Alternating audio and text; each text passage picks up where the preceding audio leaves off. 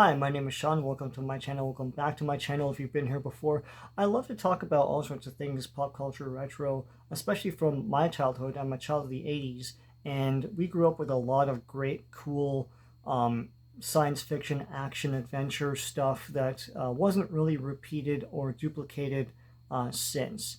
And I want to talk about Visionaries, actually do a cartoon commentary on the first episode of Visionaries. So I'm going to try that today. I've got my headphones on so I can separate the audio from the show from this video and just talk through it. You can find Visionaries online. You can also find a UK DVD of it, still around, on various websites if you want. So if you're going to watch along with me, I'm just about to play, and it's at the very beginning of the intro for Visionaries Episode 1. So here we go, I'm playing. And Merklin's shooting off the magic and everything. The intros for these things, I'm going to separate out the audio here for this year. The intros for these kinds of things were always well animated to get you into the cartoon. The animation was incredibly fluid for these. The animation for this is not Toei animation that was used usually by Sunbow. This is TMS Entertainment. I know that some people don't like the animation they did for the Transformers cartoons. I don't know if they're using a C team or something like that, but like TMS Entertainment had a high pedigree. They did Akira, for Pete's sake. They did a lot of great animation in the 1980s.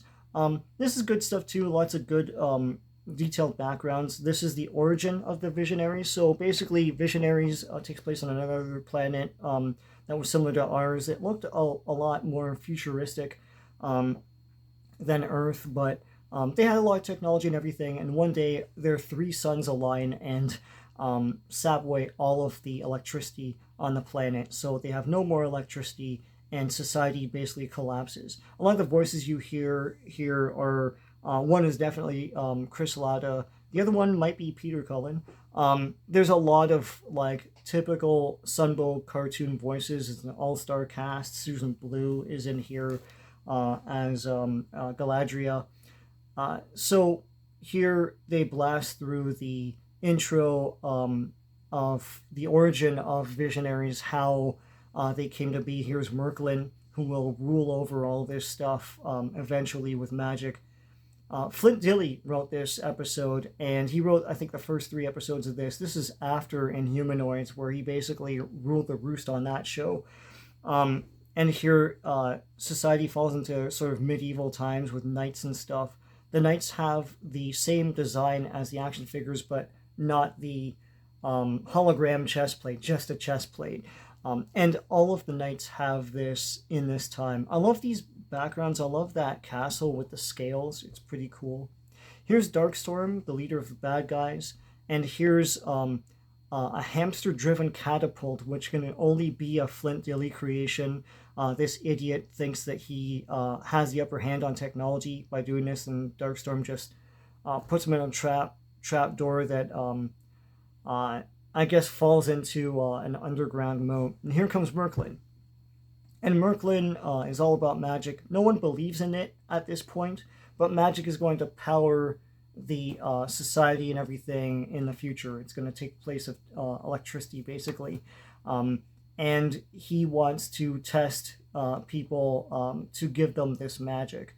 Now, Merklin plays both sides, and Merklin is a lot like the Dungeon Master in Dungeons and Dragons. You don't know whose side he's on. He's not good or bad. So here he approaches the bad guys first. The bad guys, I think, are Darkstorm, Recon, and Mordred.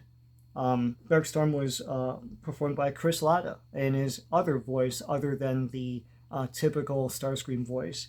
And Roscoe Lee Brown was Recon, and also Merklin. Roscoe Lee Brown was all over 80s television. So here are the good guys. Leoric is the one in blue, and they believe a bit more in the magic because they're listening to Merklin, and Merklin actually demonstrates the magic for everyone. And I think that's Mordred, Jonathan Harris. I could be mistaken. in a sort of hang glider thing, and he's like, "Listen, we should go to Iron Mountain, where Merklin wants to have these tests to give us the magic." So they're all gonna go now, and see what all this is about. Um, Visionaries was a 13 episode run. It wasn't the 65 episode run of previous Sunbow cartoons like Transformers, like G.I. Joe. This ran weekly as a result. It wasn't every day. And it usually ran on Saturday mornings, sometimes Sunday mornings for some people. It had that same look and feel of everything else. It didn't have the same background music as Transformers and G.I. Joe that they used for everything. It had brand new music. Marvel Productions was not a part of this, even though Marvel did produce a 6-issue comic series through their Star imprint. It was a bi-weekly series, so it ran from 87 to 88. This cartoon aired in 87 from October to December. The toys came out 87 at the end of the year and just in time for Christmas. The toys were fairly unremarkable. The only selling point really was the hologram like design on them. So I love all the parallax scrolling of some of that animation. It was pretty cool. So here's everyone. There's a bunch of randos here because they're all going to leave or whatever. And here is one test. How do you get past this like very NES looking corridor? And Witterquick, true to his name, is going to try and run it. And he runs right through. I love that animation. It's pretty cool. And he stumbles a little bit, a little bit more personality to the animation. And he's like, hey, you can get through. Merklin's like, guys, what are you going to do? You're going to go through? And all these randos leave. So I love that they all have the same, plate and everything as everyone else. This is the design of the knights of this time, right? So here a bunch of bad guys are crossing this bridge, and you're going to run into, I can't remember the guy's name. I think it's Arzon. I could be mistaken. So that cliffhanger of, oh my gosh, they're gonna die, and they just like grab onto stalagmites. There's no real tension there. So here this guy takes 2 palm branches and flies with them. Somehow he figures he can do that. But because of that, he's going to be rewarded with the Totem of the Eagle later on. So that's cool. I love the colorful design work here. This was something that really grabbed hold of my attention as a kid. There were a lot of cartoons. I mean, Filmation had their own style with sort of brown skies and stuff. But Sunbow always had these colorful, very detailed animations. I know a lot of people make fun of the animation mistakes of stuff like Transformers and everything, but for every animation mistake, there's usually a really cool, ambitious shot that's not just a left to right or anything. It's sort of like a point of view perspective, or like something rushing to the camera or rushing away. Pretty cool stuff. And Visionaries was filled with this kind of thing. At this point, Sunbow had been at this game for a while and had some experience under their belt. So they did a good job of all this stuff. I just think that the fact that all the figures look the same and were fairly expensive, you were paying a lot for that hologram gimmick at the time. Hologram Mania was maybe about 86 to 88 or so. It caught the imagination of the public at the time. So the Visionaries had holograms on their chests and another hologram on their staff. In lore, the hologram on their chest was supposed to be the totem that they could turn into. It would have been cool if the figure came with the actual thing they turn into, like Leoric with like a translucent lion, but that didn't happen. The hologram on their staff was supposed to be the power that they had, so either invulnerability or extra wisdom or something like that. The hologram like illustrations were pretty detailed and pretty cool. There's a very basic rendition of them in this cartoon, but the hologram like illustration was very, very detailed, very lifelike. That was the whole point of the hologram, to make a 3D projection that looks like you can reach in and touch it. In my experience, those holograms fade away fairly quickly. Another toy line that used holograms was Supernaturals. At the time, I think it was Tonka.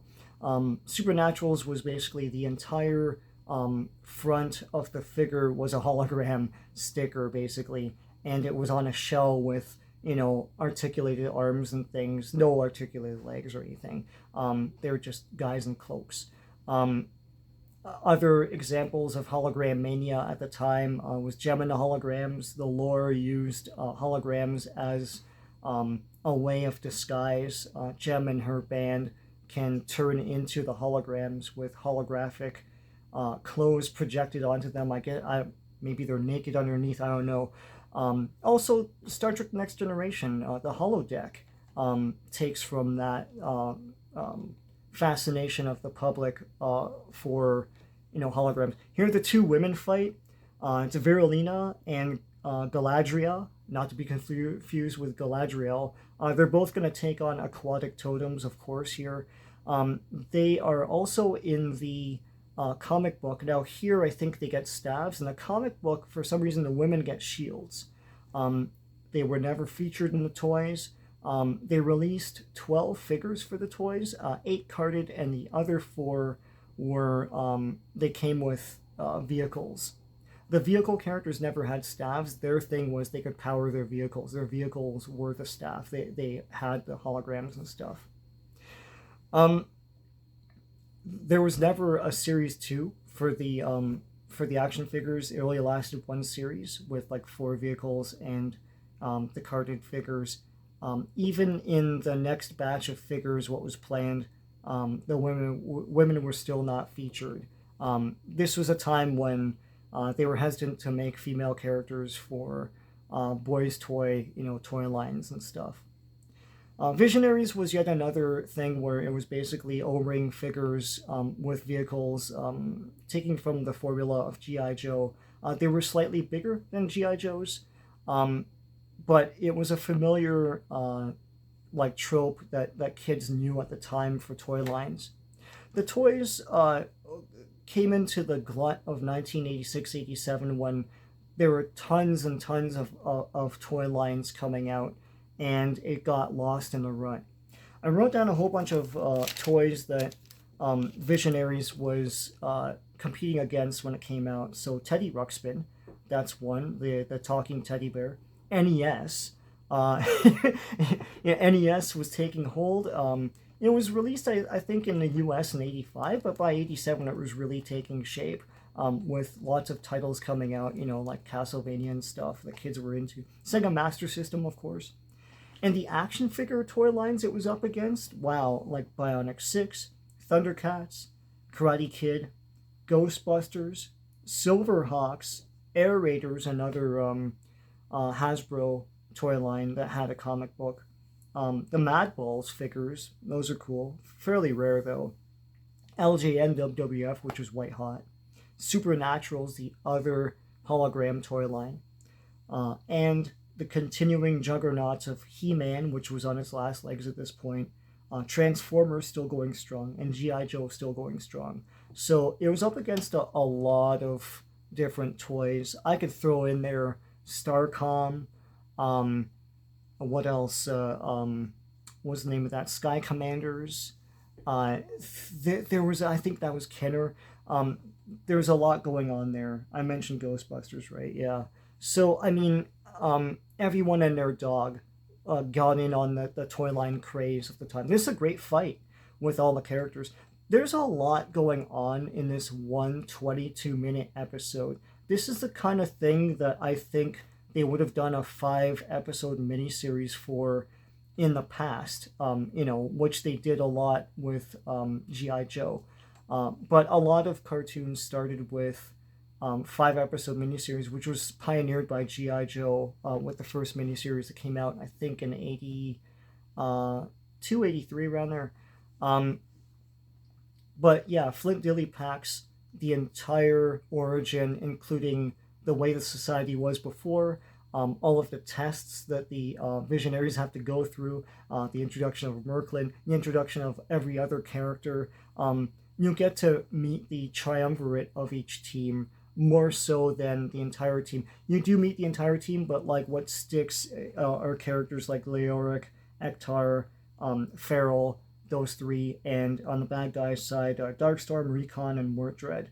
And and all the other characters are name checked as well. They all do something that's akin to their skill. It's pretty cool. Like, it's pretty well done, and it doesn't feel rushed. It feels very natural. So here Merklin's like, listen, it's the Wizard of Oz moment. They've gone through this. This shot was used in everything, including the commercials. But here he's going to award each totem. So I think this guy's Arzon. That's Hal Rail. He's going to have the totem of the eagle. There you go. Visionaries was something that was sort of, it caught the imagination, but it didn't last very long. But people remembered it, right? And the thing was that, like, when IDW, oh, there's Witterquick's going to get his cheetah. When IDW did their Hasbro comic universe of like titles and stuff, they didn't do a Visionaries comic. That guy got the Thylot, which was a made-up thing in their universe. Anyways, they didn't do a Visionaries comic. Instead, they did Visionaries Transformers, but it introduced the new Visionaries, which was all these characters. But I remember Leoric was reimagined to look more lionish, and I liked I liked it. I liked that version of Leoric.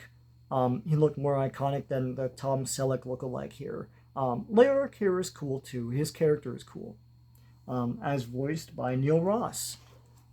Who you know from everything, Animaniacs, etc. Here, Valerina, is that her name?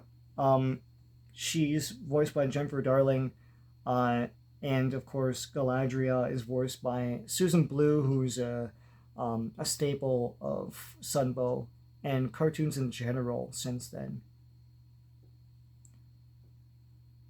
The villains got some of the worst totems, I felt. I mean, Leoric is a lion. You would figure that, like, if Darkstorm is the leader of the bad guys, he'd be like, a dark dragon or something like that. But he's a mollusk. Like, why would that be a thing? A lot of them are like, one's a beetle, one's a lizard. They're not very fearsome. See, here's Leoric's going to turn into a lion and everyone's like awed by it. And that's cool, but the villains should have equally powerful things too. Otherwise, they're pushovers as villains. They're not really a threat. He's continuing to award totems to everybody. Yeah, he's a mollusk. Like, okay, I suppose. So now he's going to go through the rules. The rules of the magic is different for each iteration here. So in the cartoon, they can use their power once or twice a day, but they have to replenish their staff in the well that you're about to see. In the comics, they can use their magic like anywhere. Like, you can use it at any time. It's pretty cool. Now I said that the women had shields in the comic, but not in the cartoon. Also, those Visionaries that have, see, they're dipping their staff in the well. Those Visionaries that have vehicles as their thing that they power up. First of all, the vehicles are not established here. They're established in another episode. He couldn't get everything in. Second of all, the toy packaging had a spell that you can recite, and that's how they power up the vehicles. That element is not in the cartoon, and it's not in the comics. So it's different iterations. It's just the way things are. Still, it's pretty neat. The vehicles were cool. I had the big sled, the big chariot, I guess it was, with the chairs that can come off and stuff like that. It wasn't very elaborate, There's only a few guns that you put around that can turret around, but there wasn't a lot going on with that thing. I don't have the figure for it. The figure is like $300, and the toy itself was $40. So now here, Merklin disposes of everyone the same way that Darkstorm had disposed of people, through a trapdoor, and they immediately fight when they're here. Basically, everyone's fighting over their magic powers, magic weapons, stuff like that. It's pretty funny. And at one point, Darkstorm proposes peace, and Leoric's like, I guess so. And he's like honor bound to follow that. But like, of course, Darkstorm is not about peace, right? I should mention that a few short months after this toy line had hit shelves and this cartoon had hit airwaves, another huge phenomenon would come and like basically own the action figure market. And of course, that is Teenage Mutant Ninja Turtles. That I remember that coming out around 1988. The miniseries for that might have been around 88 as well, maybe 87. It was really cool stuff. It looked like next level. The stories were more epic and didn't fall into the formulas that these did. It was like different formulas that they created over the years.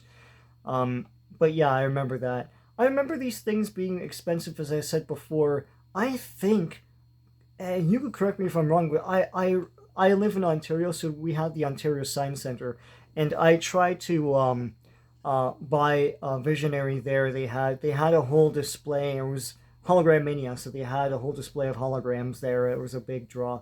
And the figures were $14. I had $7. My friend had $7, and I was like, if we combine, we can buy one. But like, who would own it, right?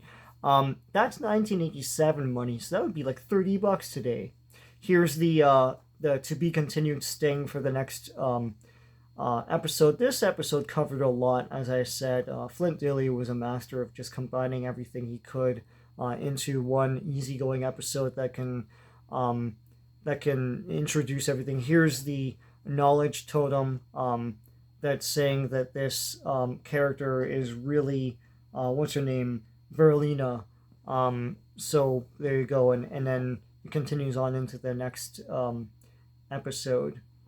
This is a great pilot, to be honest, but Visionaries didn't catch on, and it was in a huge market glut of a whole bunch of other toy lines vying for kids' attention, including the rebirth of video games. So I hope you enjoyed this cartoon commentary. I know I babbled on and on, but like it's all sorts of useless knowledge on my part, but I love it. I love 1980s cartoons and comics and everything, and toy lines. So I had fun with this, and I hope you did too. Until next time, take care.